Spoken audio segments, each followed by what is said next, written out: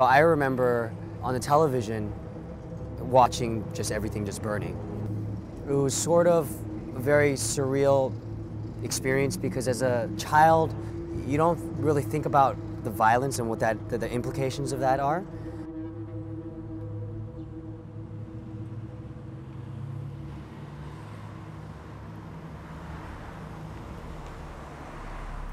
I didn't really understand what I was seeing and what was happening. I had seen the anger and, this tension just continuing to build, this cauldron of just boiling water ready to just spill over.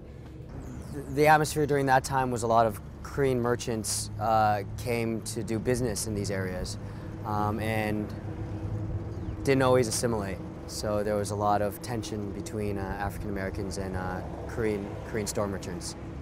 In Korean culture, this is what Mom taught me when I was learning to be a cashier. Don't touch the hands of your customers.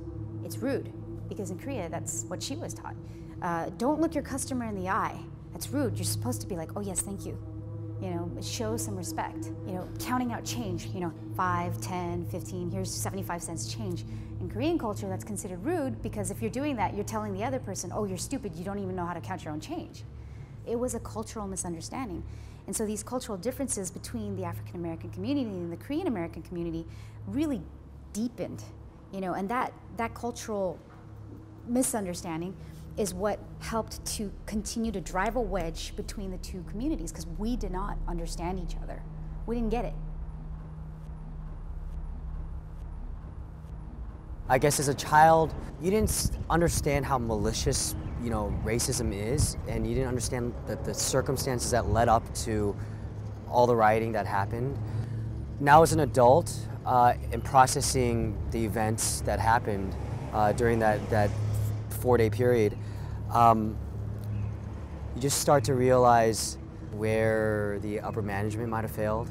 If you look at what caused the LA riots 25 years ago, and then what caused the 65 Watts riots, they're the same conditions. The problems I see are still police brutality, are still the gaps between the haves and the have-nots, are still the lack of education, the lack of economy, poverty. It's all the same stuff. The only thing that's changed are the players. That being said though, I'm aware of what happened. Now I understand. Now I see. I can't hate. You can't hate. That's what causes all the problems. If you're going to be angry and upset, don't be angry and upset at other minorities. Be angry and upset about the conditions.